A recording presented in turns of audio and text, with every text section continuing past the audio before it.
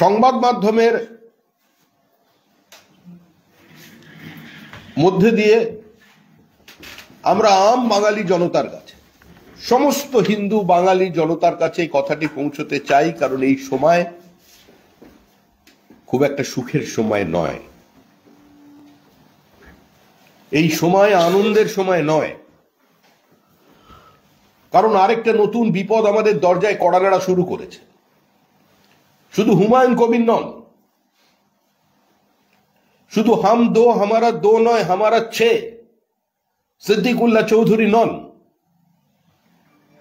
শুধুমাত্র 5 লাখ ধর্মান্ধ মৌলবাদী নয়, স্বয়ং কলকাতা মহানগরের যিনি মহানাগরিক, জন্মসূত্রে তিনি পশ্চিমবঙ্গের হলেও তিনিও কিন্তু দুপুরুষের আগের বহিরাগত। ভারতবর্ষের আইন অনুযায়ী যে ত্রিধারা সূত্র আছে, যে স্থানীয় ভাষার নাম প্রথমে রাখতে হবে, তারপরে ইংরেজি এবং তারপরে হিন্দি থাকবে। কলকাতা শহরের বিশেষ বিশেষ অঞ্চলে, বিশেষ করে খিদিরপুর মেটিয়াবুরুজ অঞ্চলে, সেখানে বহু রাস্তা আছে যে রাস্তার নাম বাংলায় লেখা নেই, যেখানে বাংলা ভাষাকে কোনোভাবে তার অস্তিত্ব পর্যন্ত রাখতে দেওয়া হয়নি। এইটাই হচ্ছে বর্তমান কলকাতার চেহারা। বাংলা সভ্যতা সংস্কৃতি, বাঙালি হিন্দুদের অবদান, ওপার বাংলায় যারা হিন্দু ছিলেন, যারা পরিস্থিতির বাধ্যবাধকতায় নিজেদের ধর্ম রক্ষার তাগিদে, নিজেদের জীবন রক্ষার তাগিদে, নিজেদের অস্তিত্বকে টিকিয়ে রাখতে, পরবর্তী প্রজন্মের স্বার্থে এবং নিজেদের বাড়ির নারীদের সম্ভ্রম রক্ষা করতে ওপার বাংলা থেকে এপার বাংলায় চলে এসেছিলেন। মনে রাখতে হবে যে আজকে তাদের যে নামেই বাঙালিরা সম্বোধন করুক না কেন, স্বাধীনতা সংগ্রামে 62 জনের ছিল। সেই 62 জনের মধ্যে 41 জন ছিলেন বর্তমান যে বাংলাদেশ, যেটাকে আমরা বাংলাদেশ বানিয়েছি, সেই পূর্ববঙ্গের বাসিন্দা। স্বাধীনতা আন্দোলনে ওপার বাংলার মানুষকে ভুলে গেলে চলবে না। বাঙালির আত্মমর্যাদা ছিল। এই মহাবিশ্বের অর্ধেক কণার নাম যার নামে সেই সত্যেন বোস, তিনি একজন বাঙালি ছিলেন। আমাদের যে কোনো বিজ্ঞানের ভিত্তিপ্রস্তরের কথা যদি আমরা চিন্তা করি, প্রাণের সন্ধান এবং প্রাণের সঞ্চার নিয়ে আজকে যে গবেষণাই করুক না কেন, মেঘনাথ শাহকে আজকের দিনে অস্বীকার করা যাবে না। আজকেও তিনি প্রাসঙ্গিক, তিনিও একজন বাঙালি ছিলেন। বাঙালি সাহস ছিল। সূর্য সেনকে যিনি ধরিয়ে দিয়েছিলেন তার নিকট আত্মীয় নেত্র সেন। সূর্য সেনের গ্রেপ্তারির পর নেত্র সেনের স্ত্রীর সামনে নেত্র সেনকে গিয়ে বিপ্লবীরা খুন করে। ব্রিটিশ শত চেষ্টা করবার পরেও নেত্র সেনের কাছ থেকে, স্ত্রীর কাছ থেকে কিন্তু প্রকৃত অপরাধী কারা, কারা তার স্বামীকে হত্যা করেছে, সেই বিপ্লবীর নাম উদ্ধার করা যায়নি। কিন্তু বাঙালি কি করতে পারেনি? আমরা হিন্দু বাঙালিরা আমরা ব্যর্থ কোথায়? যেটা আজকের পৃথিবীতে বা আজকের মানুষজন, আজকের প্রগতিশীলতা আমাদের ব্যর্থ বলে মনে করছে, আমরা পাশের বাড়ির বন্ধুর স্ত্রীকে নিজের স্ত্রী বানাতে পারিনি। আমরা পাশের বাড়ির তরুণী, পাশের বাড়ির কিশোরীটাকে পারিনি। আমরা অন্য কোন সম্প্রদায়ের মহিলার থাই পর্যন্ত কেটে 1946 সালে মধ্য কলকাতার মাংসর দোকানে ঝুলিয়ে রাখতে পারিনি। এইটা কি হিন্দু বাঙালিদের অপরাধ? যাকে কথা শুনতে হবে যে আমাদের এখানে আমরা মেজরিটি হব একদিন, বলবেন কলকাতার মেয়র, আমরা কি এতটাই, আমাদের খাত্রর তেজ কি শেষ হয়ে গেছে? আমরা কি নিবীর্য হয়ে গেছি? আমাদের কি তলোয়ার, আমাদের কি কোনো অস্ত্র ধারণের ক্ষমতা নেই, আত্মরক্ষার ক্ষমতা নেই? যে একজন বলবে যে 30% আমি কেটে ভাগীরথীর জলে ভাসিয়ে দেবো, তারপরেও সে পশ্চিমবঙ্গে বুক ফুলিয়ে রাজনীতি করবে আর সংবাদ মাধ্যমে তাকে নিয়ে আলোচনা চলবে? কতদিন এই মৃত্যু নিয়ে হোলি খেলা চলবে?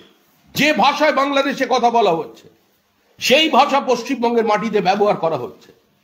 1946 সালের অবস্থায়, সুরাবর্তীর অবস্থায়, যে স্বপ্ন সুরাবর্তীর ছিল স্বাধীন বাংলা, গ্রেটার বেঙ্গল, আজকে সেই স্বপ্নকে বাস্তবায়িত করবার জন্য নেতৃত্ব দিচ্ছেন ফিরহাদ হাকিম, যিনি কলকাতার এই মুহূর্তে মহানাগরিক এবং একজন মন্ত্রী। অনেকে বলছেন এটা দুর্ভাগ্যজনক, অনেকে বলছেন যে তিনি হয়তো না বুঝে কথাটা বলেছেন, কিন্তু এটা তো একটা ধারাবাহিকতা আছে। প্রথমে মিনি পাকিস্তান, তারপরে দুর্ভাগা তত্ত্ব, তারপরে বলছেন সংখ্যাগরিষ্ঠ হয়ে যাব। ক্যালকাটা হাইকোর্টে কজন মুসলিম জাজ আছে এটা পশ্চিমবঙ্গের বাঙালিরা চিন্তা করবে? বিচার ব্যবস্থার মধ্যেও ধর্মান্ধতা, বিচার ব্যবস্থার মধ্যেও হিন্দু মুসলমান ভাগ। আমরা এর আগে অবশ্য তৃণমূলের থেকে শুনেছিলাম মুসলমানদের জন্য একটা আলাদা হসপিটাল তৈরি হবে।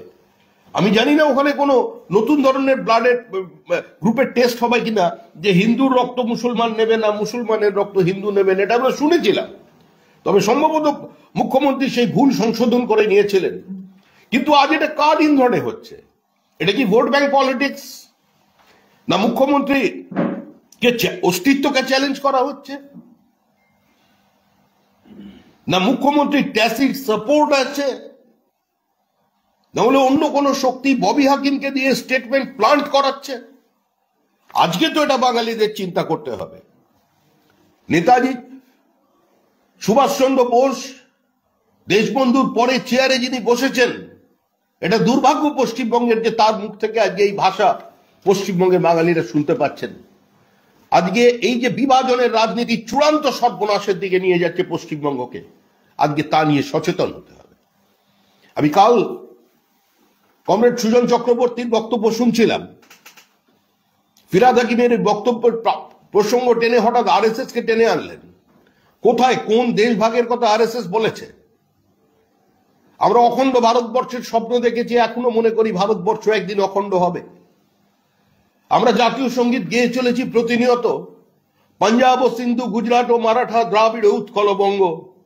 পাঞ্জাবের অর্ধেকটা নেই, বাংলার অর্ধেকটা নেই, সিন্ধুর গোটাটাই নেই, কিন্তু আমাদের বুকে একবারও ব্যথা লাগছে না। এরপরে বাংলাটা চলে যাবে।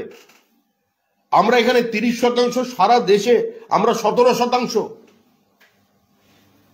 ইনশাল্লাহ যদি চায় এবং আল্লাহ যদি চান, তাহলে এখন একদিন আমরা এখানে মেজরিটি হয়ে যাব।